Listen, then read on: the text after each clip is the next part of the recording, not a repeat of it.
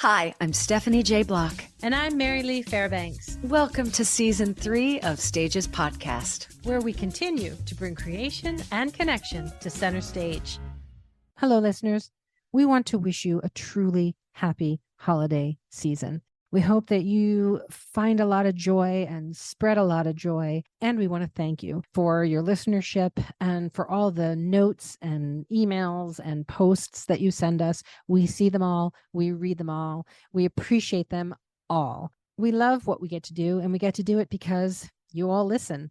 So thank you. And we truly wish you a really wonderful holiday.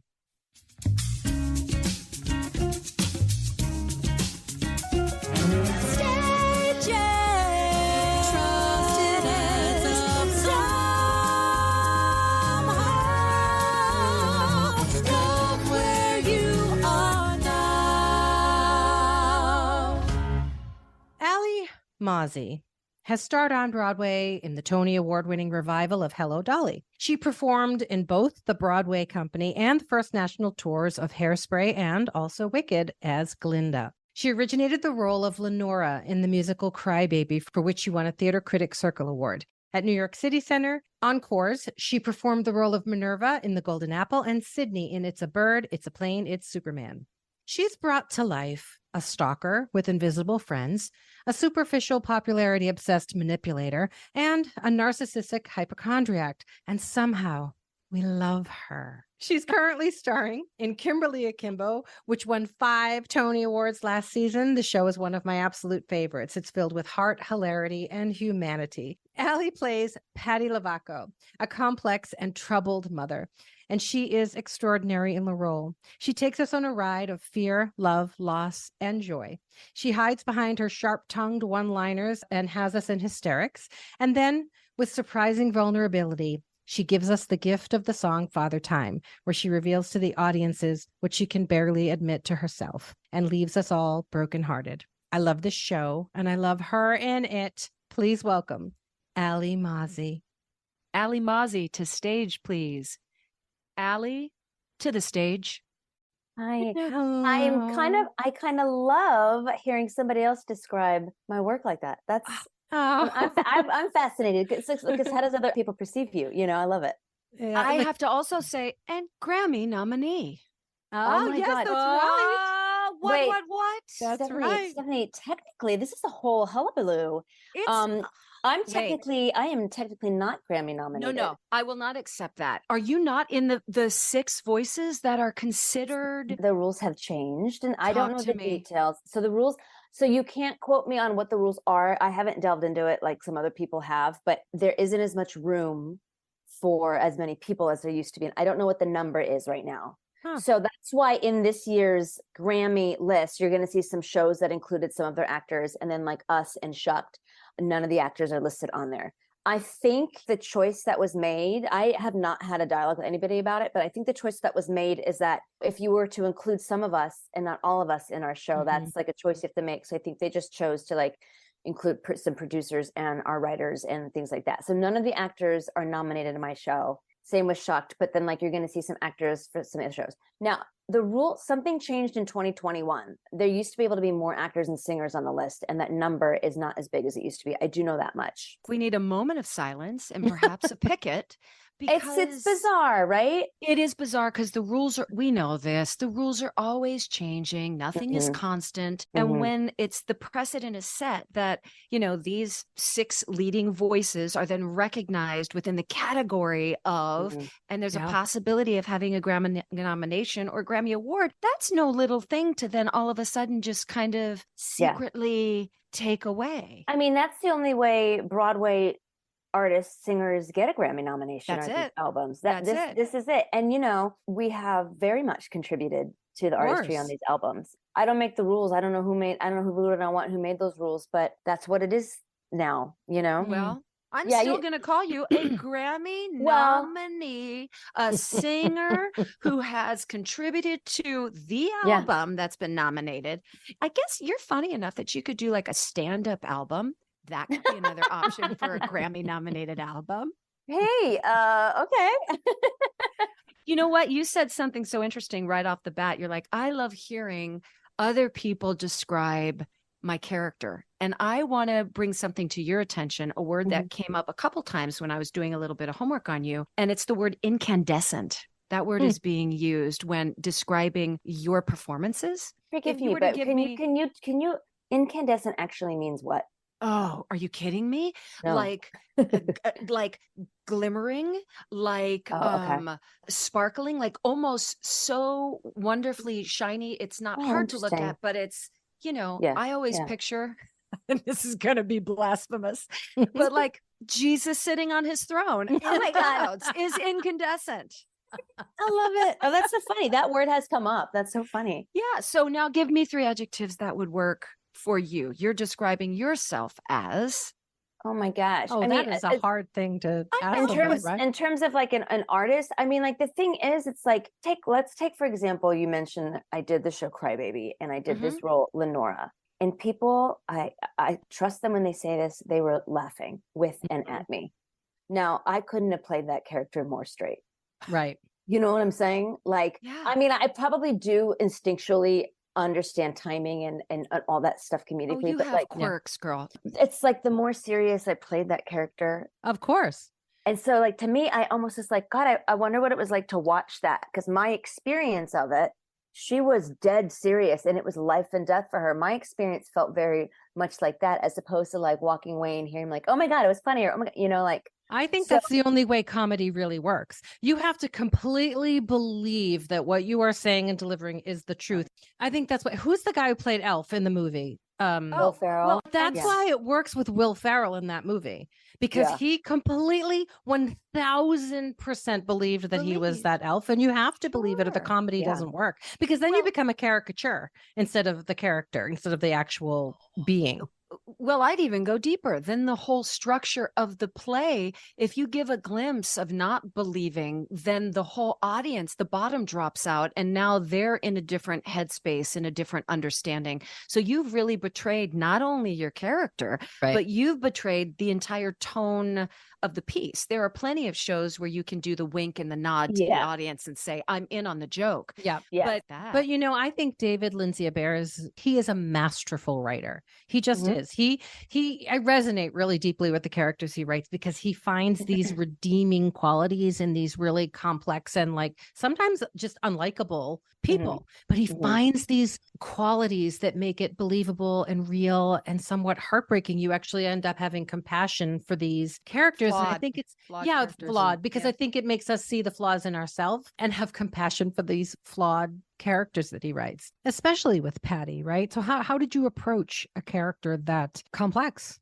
Yeah, I mean, I think for me, and maybe you guys can relate since, you've done a lot of the work, but like, the ego part sometimes when we do this is like, oh gosh, I want to be liked, right? Like I had been, I think, on this search, like this was really good timing for me, Kimberly Akimbo, because I feel like I've played in some very sparkly, polished musicals.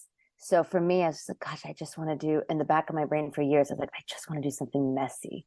I want to be messy. And so that's kind of what we're describing with just being a person, which is what David Lindsay-Abaire writes, right? And this with Pattie, there's a couple lines in there. One in particular that like, I don't know if I'll ever be comfortable saying it, even though, when she goes, when she's talking about her unborn child, I want this one to be perfect, but I mean, and and I hear the reaction from the audience. That's a hard one for Alli to wrap her head in mind, So anyway, I just kind of had to like get used to like when after the show, when meeting friends or whatever, or stage door, I've come to love it now, the discussion that Pattie brings up. But in the beginning, people did not quite know what to say about the performance because they're like, it's confusing. And then I had to separate, Alli, this is a character. This is not you. I like her, but I don't like her. I'm so confused. Like people are just like confused. And so I actually love hearing people talk about Pattie now. I think it brings up a massive discussion about struggles and just being what it's like to be a person and getting to see that represented on stage. And does her behavior, is it okay? Is it not okay? Like we kind of get like she's trying. What I felt like when I watched Pattie was that she was trying to disconnect from her daughter before she passed away so that she wouldn't have to fully feel the impact of losing her daughter. protect and Yeah. preserve. As if, yeah, she was protecting. It was like a mechanism, a defense mechanism, like almost an emotional buffer zone that she creates between her and her daughter. So she doesn't actually have to feel what's going to happen when her daughter does go, does pass. I feel like, especially as a mom, because we're all three moms, right? You have one child or two? I have one. You have one, a boy, right? Mm-hmm. And how old is he? He's almost 7. Wow. That's literally in similar days. ages. Yeah. Vivi's 8. Yeah. We're in the same chapter. But I think sometimes we see ourselves reflected back to us from our kids and we want to like what we see. Right. And so there you have this, Pattie has this flawed human and she can't even allow herself to see all the good, how Kimberly is just an eternal optimist. Kimberly is always trying to find the good in everything. And Pattie just won't even let herself take that in because it's too painful. Taking liberties here, but as a mom, it always kind of circles back like, is that my fault? I'm sure there's better words to allow the mom's grace, but I could understand if the child has particular challenges in their life, whether that's medically or mentally. I, as a mom, go, what was my participation in that? What fault did I have in that? Not only does that reflect me and my walk in life, because this child is a part of who I am, but did I do something along the way? Whether that's, did I do something during my pregnancy? Did I say something in the early days that helped define, so maybe that's part of Pattie's hurt, is she's like, that was part of my fault. Pattie is doing the very best she can with what she's got. And I think we glean enough from her that she was probably from an environment that set her up for what she's at right now. This is what brings, because we're all moms here. And yes, we know Pattie has some behavior that, we wince at. And I know we're talking about Pattie and motherhood because I'm here. But I'm always curious, even when I'm on panels, I don't always know if we're thinking of the dad in the same way as this, like a participant in now. So interesting. I'm just throwing it out there. This is the part where I'm just like, what do other people think? Because, now granted, I actually do think, and we see it a little bit, I do think Buddy, the dad, and Kim have a slightly different relationship. But, he's doing some things that you can look at and judge as well. But I'm just wondering, I don't know. I'm just going to throw it out there because Pattie really does become the center of the way Pattie treats her daughter. Is that what you found, that no blame is put on the father character? When I'm on panels and we talk about, oftentimes I feel like it's that thing. We don't know what to do with Pattie. We like Pattie. We don't like how she's treating Kim. And also I get a lot it's a nice way of saying this. So Alli, what's it like to play someone who's maybe not mother of the year? And I think that's a really nice saying about a bad mom, or it's very, generic terms, right? Yeah. Right. And I'm just wondering if we're expecting more from the mom. Yes. You have posed something that is so crazy that in 2023, we are still saying, oh, she's a working mom. We never say, oh, he's a working dad. Yeah. Do you know what I'm saying? Our place and our worth is still through the lens of what we create in the homestead, how we raise the children, what meal we are feeding our family. We would love, I think, communally as a society, say we've moved beyond that. But no, our initial response is what happens in the home and the rearing of the children is still intrinsically the responsibility of the mom. And the dad, when he takes care of the kids, oh, he's babysitting. No, he's not. He's taking care of his children. These are his children, just like the mom. Because I'd love to say in this day and age, we have elevated the way we view partnership in the home. Yeah. If you go on an automatic response, we still have the lanes that the mother's in and the father's in. It's still a binary lane. And that's insane to me. I think what made me go on this tangent with you guys is you started talking about in ways that the mind space and the way we're oh gosh, am I doing something today that's going to affect my child down the line? I live in that space with my child daily. To bring it back to Kimberly Akimbo, the dad in Kimberly Akimbo, it's funny. You have Pattie who will verbally say some things. You're like, girl, you should not be saying that to your kid. But then you have an alcoholic dad who's probably emotionally absent, forgets to pick up their child. And how the heck did she get home? She's been waiting in the cold for how many hours now? Right. But nobody's talking. But that's the discussion when the curtain comes down. Because he's kind of a little more friendly and jovial than Pattie, who's got a lot of neuroses and acts out in ways that I think are barriers and distance herself from the pain of what we were talking about earlier of her daughter's situation and possibly losing her child in her lifetime. So that's been your experience, is that no one is pinning any of this on the father figure in the show? Well, I'm just not finding any questions. That's just like, man, like the dad sure forgot to pick up the kid up, man. Yeah, nobody. exactly. I mean, we talk about it in a way that's funny because let's be honest, the way David Lindsay Bear writes, there's so much humor and even In Pattie everything. too. But like, if you really look at it, it's like I don't really know if the dad's behaving any better or worse than the mom. Yeah. You know? Of course. Okay, but I have a question, just changing gears for a second. In Act 2, when you come in with the leg brace, you switch the leg brace, don't you? I do switch the leg brace, and you'd be surprised. You'd be surprised at how many people don't notice it. My whole creative team for the whole off-Broadway run did not notice it. We got into Broadway rehearsals, and Danny, our a choreographer, he goes, because he had a question about something. He's like, "We're trying to figure out, Alli, what leg you wear your leg brace on." I was like, "Well, what scene are we talking about?" And they all paused and they looked at me. I was like, because like in this scene, I wear it in this, and then I switch it over here. They all stared at me. They all stared at me. Faker, you're faking the injury. I think she's got so many injuries. I think like she's probably, which leg was it? Okay. Or maybe this leg hurts today. She's always constantly moving things around. Like, and you know what? It doesn't really matter what you did for the audience. It leaves the question like, is she for real? Like, you know? Did you come up with that? I did. Yeah. Oh my gosh. But I have to tell you, funny. so many people don't notice. So many people don't notice it. It's like this like little secret that Oh, because even my creative team, I was like, y'all, I did that the whole off Broadway run. Nothing's changed. I wondered if that was something that you just came up with or if someone instructed you to do that. I thought that was just brilliant. And it so speaks to you, to that character. I just loved it so much.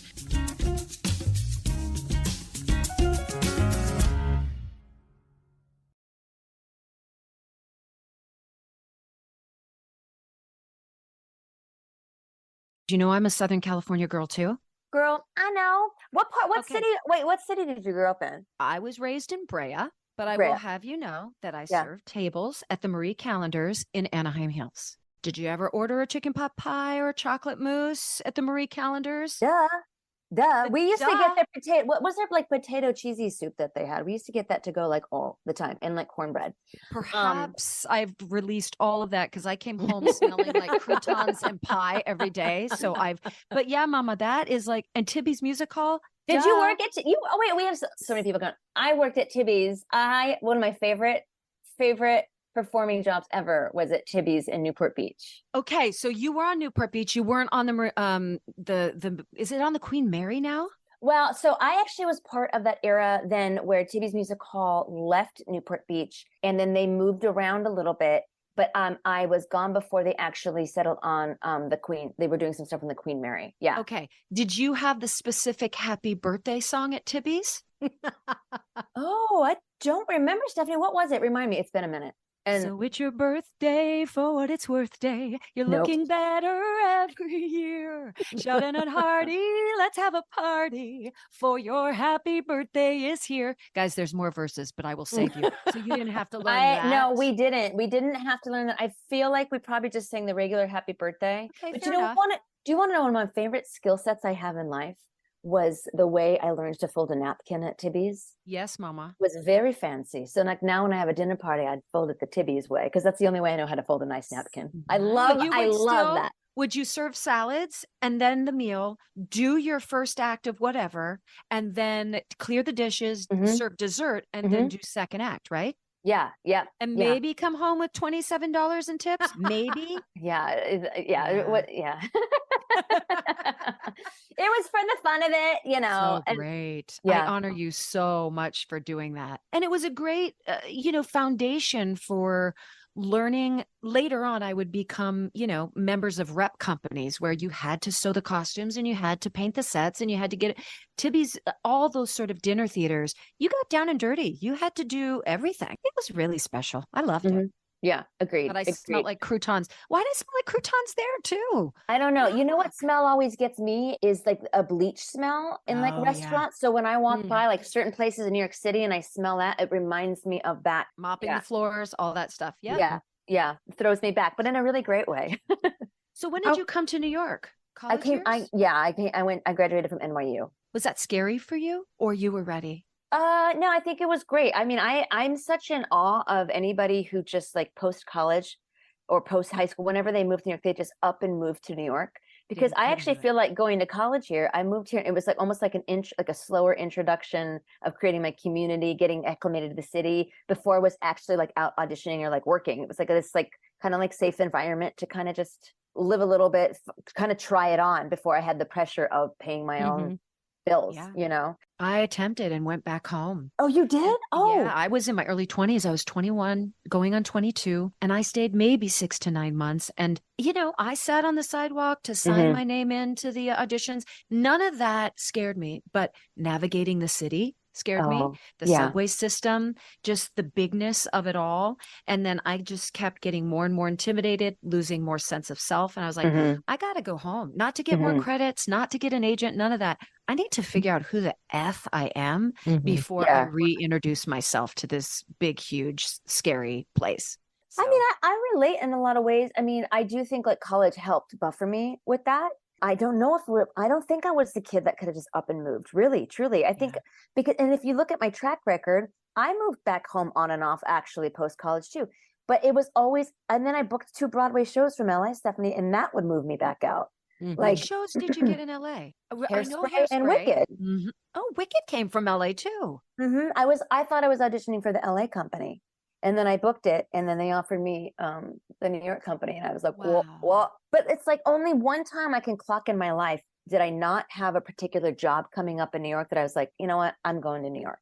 And I had already got the Broadway shows at that point, but something kind of always moved me. And you come from a family of teachers, right? Yeah, my dad was a teacher and was my principal. My brother now and sister teachers. So how did the arts come into your life? I think my sister, you know, she's older than I am, and she was a big dancer. And my mom's side of the family is musical. My aunt was like in the Sweet Adeline group. Did you guys ever hear like these women who like harmonize and stuff? Yeah, so they're always musical in that way. And I think like by default, you know, I'm one of 3. So the older kids taking dance classes, we all tagged along. Eventually, I got put in 1 or 2 or like a music class, you know, and I just kind of did it, you know. And did you work at Disney too? I'm from Anaheim Hills. I never worked at Disney. All my friends did. My sister did. Stephanie, you did? Oh, yes. It was a godsend for me. I thought I was just going to work there like, you know, a summer, and then I'll do Beauty and the Beast on the stage. And then 7 years later, I opened my medicine cabinet. I was like, girl, you got green contacts, blue contacts, purple contacts. It's time to go. Yeah. But, you know, when you're living in Los Angeles and musical theater is your meat and potatoes, right? Yeah. You've got to do all the, you know, amusement parks, Universal Studios, the dinner theaters. It's just the way to make your rent.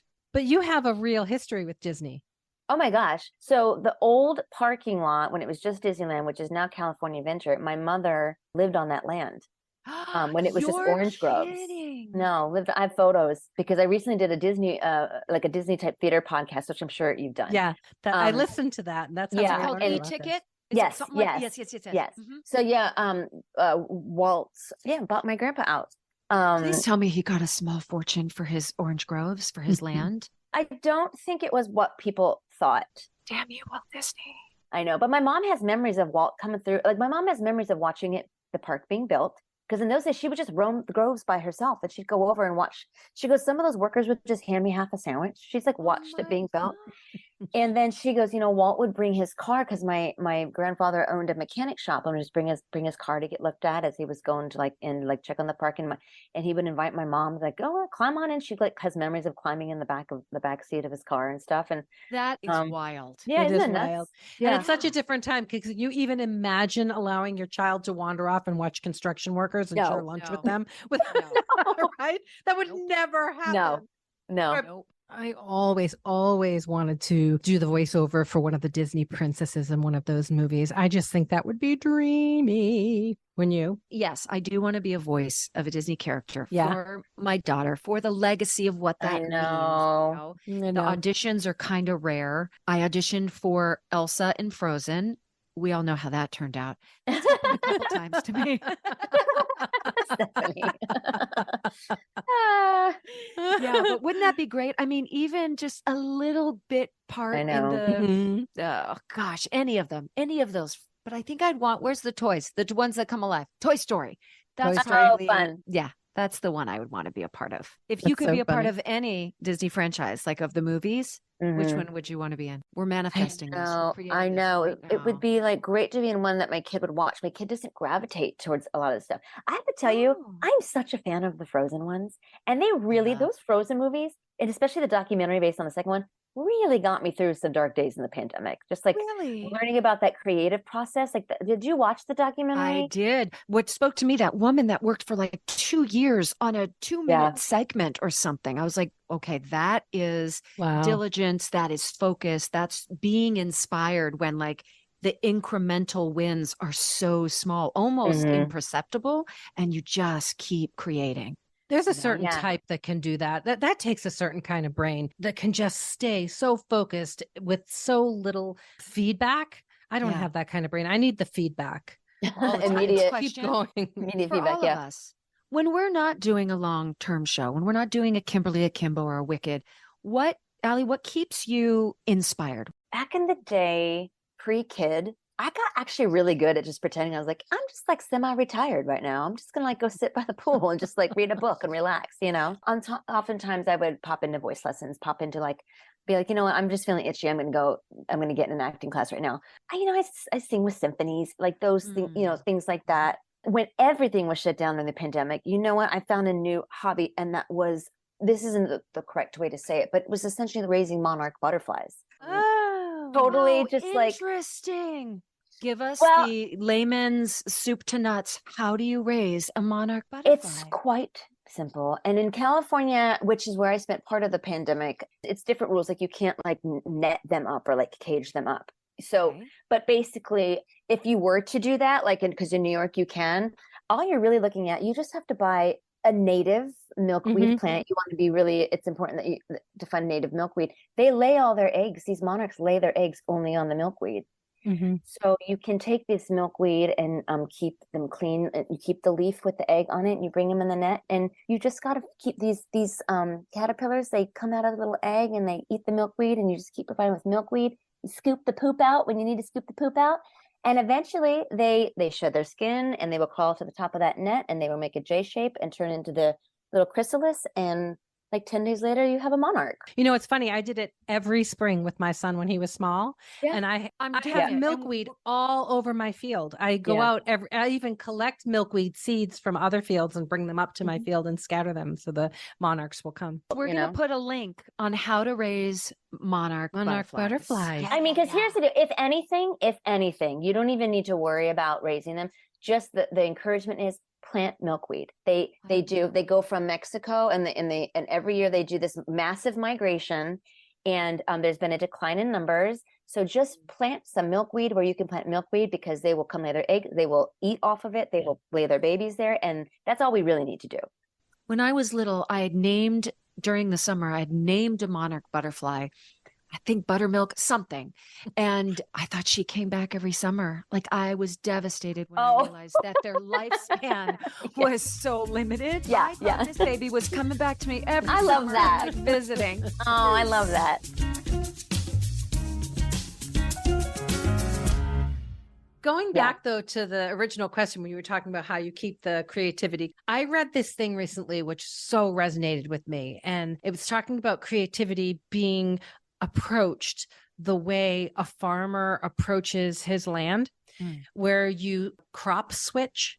So if you always plant corn in the same row, the ground becomes depleted. So you plant corn one year and wheat another year and beans another year, and you switch out where you plant what, because then the soil gets different nutrients and the plant uses different nutrients from the soil, so it's allowed to replenish itself. That's wild. And to me, that completely made sense to me, because I feel like if I'm not singing, I'm painting. If I'm not painting, I'm writing. If I'm not writing, I'm working on, something creative to like a project. If I'm not doing that, I'm remodeling something. I'm making jewelry. Like I'm always trying to rechannel some creative part of myself.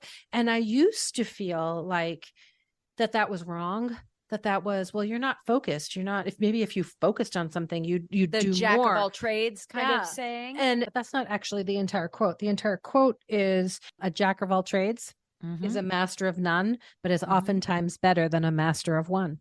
What the heck do we leave that second part I out? don't know, but we leave the second part out. Isn't that interesting? But then when I read that about how creativity can be approached the way a farmer approaches his field, it completely made sense to me. That's a healthier way. Mine Yeah. is, and my voice teacher, who is in Anaheim Hills, Your Belinda, right on the base of Your Belinda. Oh, is it Jill Goodsill? It sure is. Everybody, she's famous in those parts for being Stephanie Block's voice teacher. You For know, Pete's sake. Well, It's I will true. say this. She is like an angel on earth. She still calls me to this day and is like, hello, my darling. It is your teacher, your general, your mentor, your best friend, your, galactic queen of the universe. I mean, she's made of that. It is not false. It is not pretense. This is just who this woman is. Anyway, she had always said, I want you to just wake up every day. You don't have to be panicked, but you have to envision that phone call is happening today. It's happening today. So you're going to be called to be on Broadway today, or you're going to be called to audition. So even in those like quiet times, I would go, okay, what do I want to learn? And for many years, it was Into the Woods. And I didn't know when that production was happening, but I got the script, I got the score, I'd learn The Witch as if that phone call was happening. And then I'd learn The Baker's Wife as if that phone call was happening.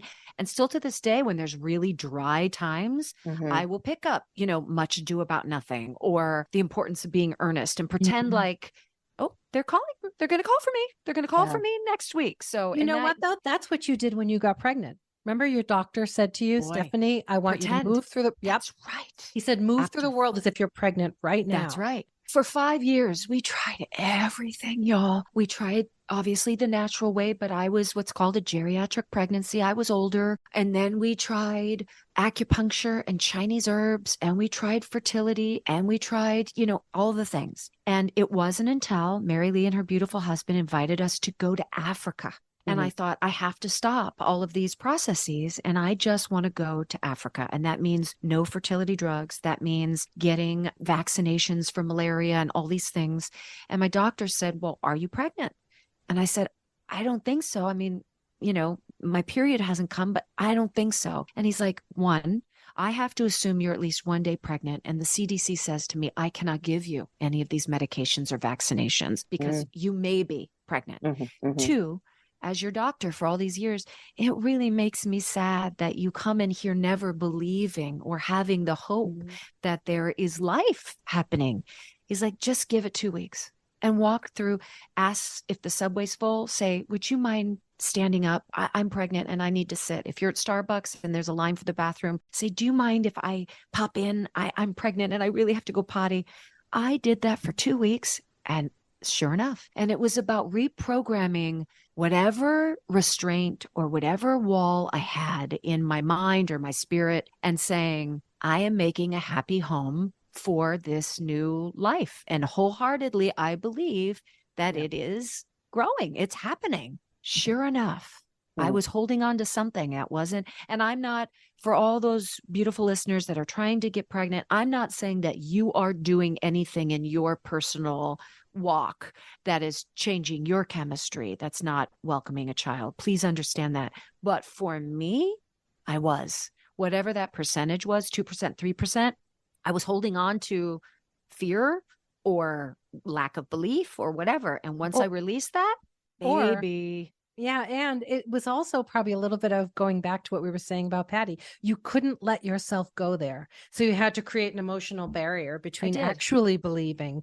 that it was happening and the disappointment that you would feel if it wasn't. So, and I think that's part of why manifesting is challenging for people, because we almost don't want to really feel it, the loss, really believe it, because then we might be disappointed. And that's so heartbreaking. But isn't that the same in love? Like you have to open up yourself enough to engage it's the same in love. In everything. And I may lose that great love. So it's always protecting, because you don't want to open yourself up completely, because God forbid it goes wrong or you lose it or it doesn't end up the way you were hoping or expecting. Yeah.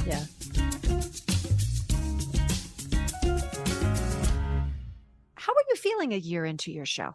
Do you have that constitution to still feel the excitement, or does it feel like work until you get there and all of a sudden the showbiz magic takes over? It's a combo.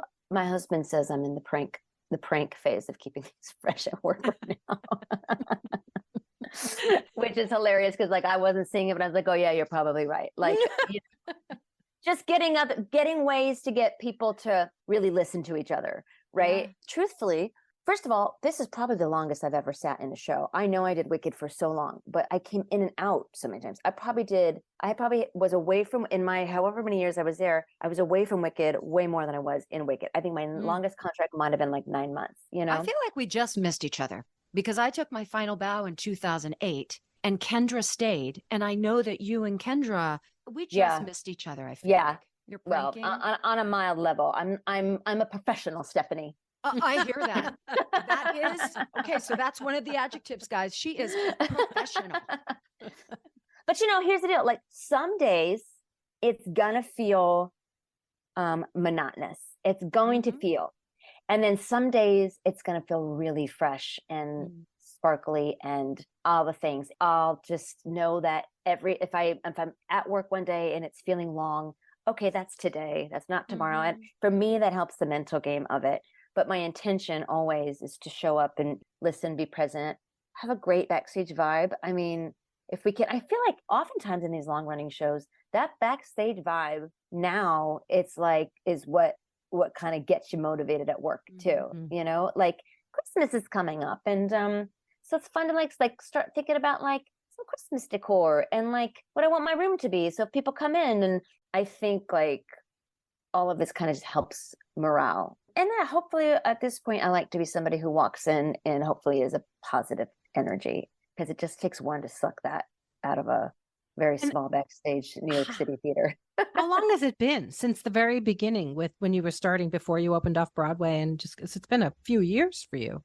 Yeah. I mean, I did the workshop in 2019. Wow. Fall of 2019. Yeah. And then we were supposed to go to the Atlantic in the next season. And then, you know, pandemic happened. And so, yeah, it's been a minute.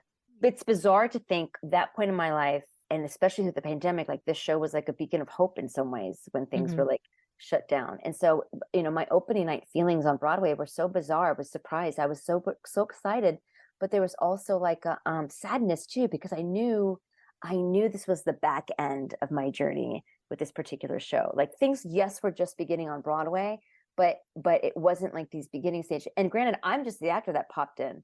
You know, the writers, David Lindsay Bear wrote this 20 years ago as a play. And who knows where the life will be. But my journey with it, most likely, it's not like, oh, I just showed up. You know, no, like we've staged it, we've built it, it's happening. I'm in it now, you know? Anyway. Like there's going to be a movie musical of it.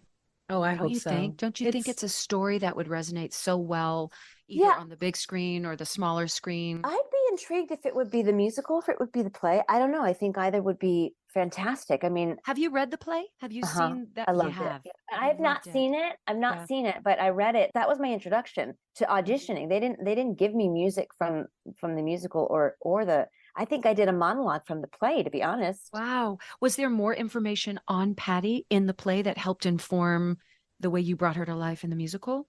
Or was it pretty mirrored?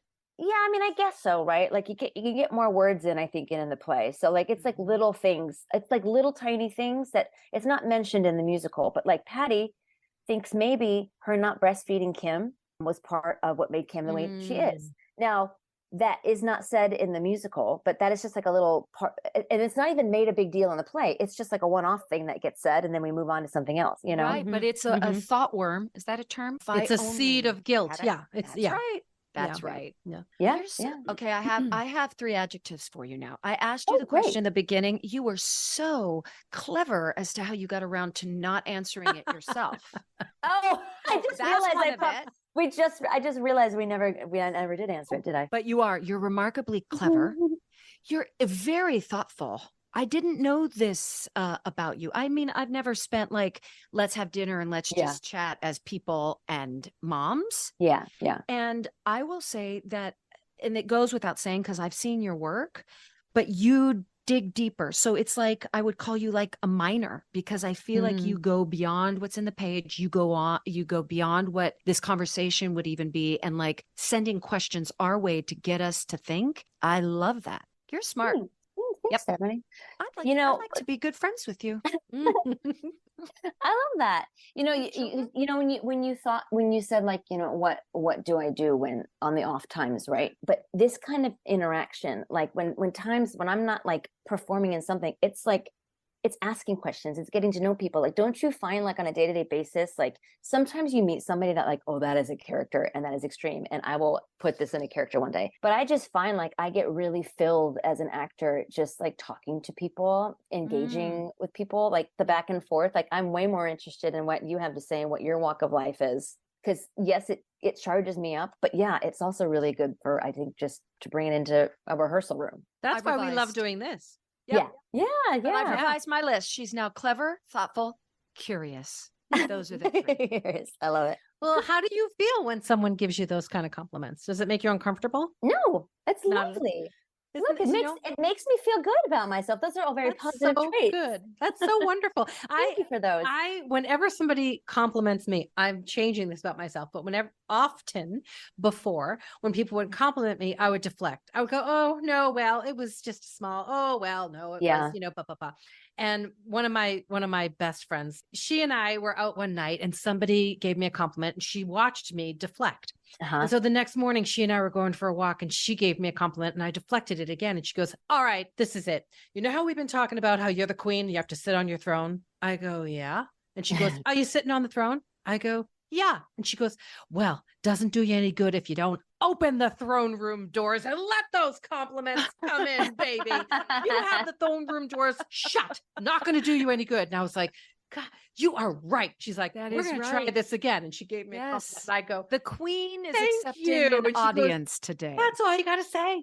Thank you. Just accept it. The throne room doors are open. So now anytime somebody compliments me, that's what I literally picture me going, oh, shit, open the throne room doors. All right, we've arrived at the 5 questions, but just before, a word from our sponsors.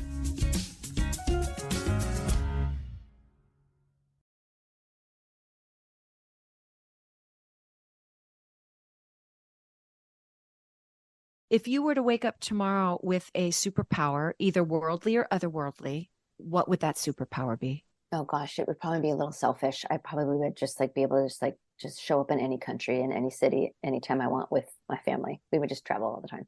Oh, I love it. That's a good one. Okay, if we were to go into your closet, is there an item in there that you will never get rid of because of the emotional memories that it holds for you? Probably the thing that means the most to me. I have my grandmother who passed away when I was in high school. I have her red sweater. She was known for wearing her red hat, bucket hat, and her red sweater. And I have both of those items. So those will always be with me. Actually, I currently have that red sweater at the theater and I'll put it on in between shows, lounging. If we were to call your husband and say that you have landed yourself in jail, what would he assumed that you have done to put yourself there? I mean, these are few moments, but if I once got in an elevator with a woman and we were both having a bad day in New York City. And fisticuffs? Are you about to say fisticuffs? It didn't go there, Stephanie, but I have had a strong urge.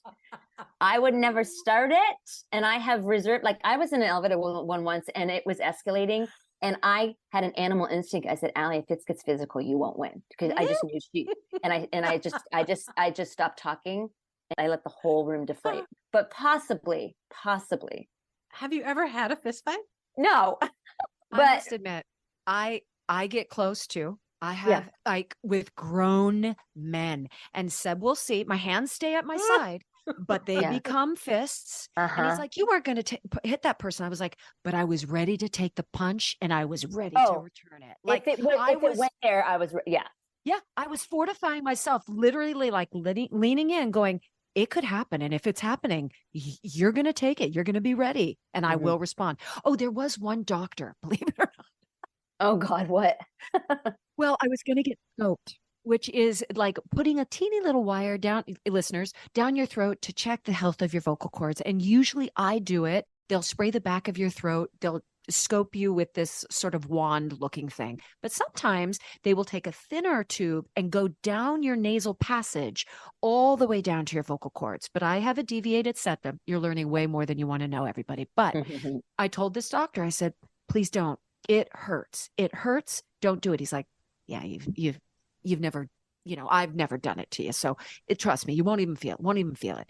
I remember him. He had like thick turquoise jewelry, thick rings, turquoise rings. I think I was in Chicago. Guys, I punched him right in the belly. It hurt so bad when he went down my septum and my fist, and I just gave him like a real solid punch in the belly.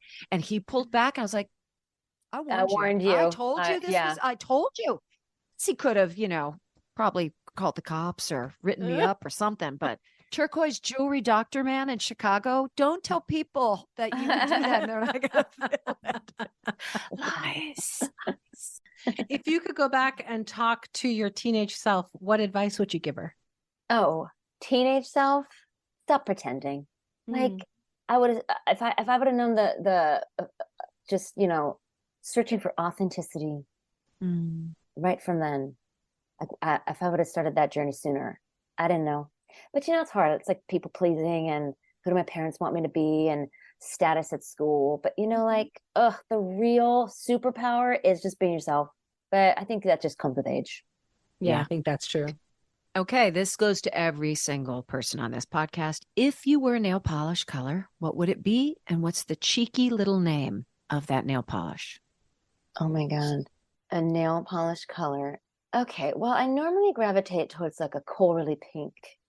I don't know. Now I'm like, this really doesn't say a whole lot about me, but I would be like a beach babe. It would be like, bring me back to my like Southern California roots, like a tropically color, and I'd call it beach babe. Yes, you would. I like you so much. Thanks, girl. Yeah. Thank you so much. I love this time with you ladies. Oh, Thank you. So we loved having you. Thank you. Bye. We'll stay on and chat a bit about you. Bye. Okay, bye. Wait, please hold the tech stuff. Hang on. Bye. Bye.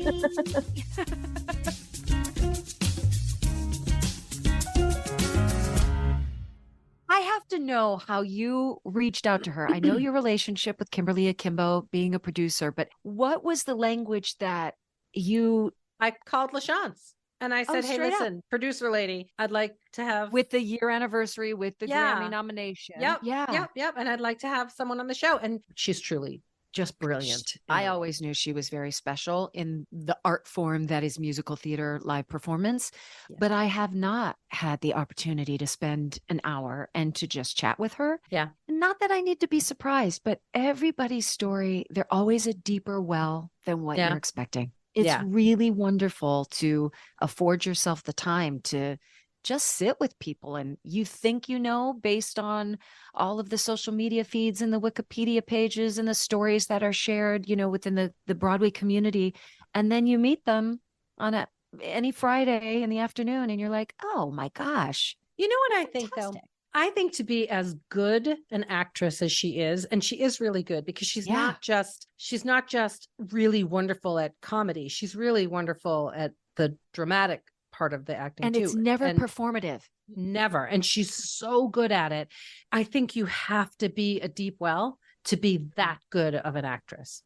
And she's really, really good because it's like she said, that role is hard. Oh, that's a hard role because you're not likable. And I think to be a not likable female is that's right. It's hard to win an audience over. And she does. I mean, people just love her by the end. Yeah. Yeah. She's wonderful. She's funny. I did listen to the entire Disney thing that she did because she had great stories on that little podcast about her family being so into Disney. And she would go all the time. It was sort of where they went. Like instead of going to the movies, they'd go to Disney. Well, listen here, Disney. You always were a bit expensive, but still affordable. Now it's gotten a bit out of control, I guess, just like everything else. But similarly, I did not come from money, but that was one big treat that we would give ourselves were annual. If you were local to Southern California, an annual pass was still affordable. So you may not spend the whole day at Disneyland, but I can remember my mom and dad and me, maybe my sister, we'd just go see my sister in a parade and then have an ice cream cone and watch the fireworks and go home, or just go in there to people watch, have a meal, and then go home. And it Well, really what's interesting was. is I think part of the deal when her grandparents sold the house was that they got free passes to Disney like whenever they wanted. That's I could be amazing. wrong, but I think that's what she said in that podcast. That's amazing. And Yeah. that's another reason why I'd love to be a voice at Disney, because once you're in that family, then the vacations are there. The memories that you can create through the world of Disney are really special. It's just, it's not cheap. So, Do you know, I've never brought my son to Disney. He never wanted to go. Never. does he think he knows what it is? When he was little, I would say, well, let's go to, and he'd be like, no, I don't want to go there. Like, all right. And I wasn't going to force him. I was like, No, okay, sure I not. don't No. care. It was really fun. He never wanted to go. Well, yeah, Seb and I took the opposite approach. So we would go just as a married couple without children, which I'm sure some people are like, it's kind of creepy. But we just loved jumping into a world of sort of, I don't know, having the freedom and not the responsibilities and the heaviness of the world. We both loved it. My favorite ride is It's a Small World to this day. And then when Vivi was 6 months, we took her. We knew she wasn't going to have any memories of it. She probably goes 2-3 times a year. Oh, wow. I know. My But parents selfishly, took it's us- as much for us as it is for her. Yeah. We went once when I was like 6 years old or 5 years old or something when I was little. We didn't go a lot because we didn't have the money to fly to Florida all the time and go. And I got lost. What happened was the scary pirate from Peter Pan, Captain Hook. Oh, no, he's Captain a Hook. captain, not a pirate. Whatever. Really? He jumped out and I got really scared and I ran away and I got lost. And I remembered my mom saying, if you get lost, you look for someone in the uniform, da, da, da. And I did what member. I went to a cast member and they paged my parents. And when my parents came to get me, I wasn't even afraid because they were so good about keeping me preoccupied and I didn't feel scared. And so when my parents came to get me, my dad was like, you can have any toy you want in the whole place. So he like got me a stuffed animal because I went to and my older brother looks at my other brother and he goes, we should go get lost. He's like, what the heck, Mom? She runs off and now she's getting toys for it. I mean, come on. They were so mad. This is the way my child works. Mary Lee. So Sebastian and I went away for a job and we were gone for the longest we've ever been in the years of her life. But we said, we're doing it. We're going to be halfway across the world, but we've got, Seb's mom here and one of my best friends, Allison, here. It's going to be fine. But we looked at her because Vivi's New Year's resolution for 2023 was stop asking for so many presents. She used to ask every single person she met, do you have a present for me? Sometimes she would even when she was younger, go through people's purses. I'd be like, what are you doing? She's like, I think they might have a present for you. And I was like, no, they don't have a present for you, my love. Anyway, so we looked at her and we said, I love you. Do not ask for presents every day. Do not ask for presents. She's like, you got it. Skip to her stuffed animals getting pregnant. She doesn't even know what that is, y'all. But her 2 stuffed animals getting pregnant, having a baby shower, which she made her grandmother throw a baby shower for her 2 stuffed animals. She's a genius.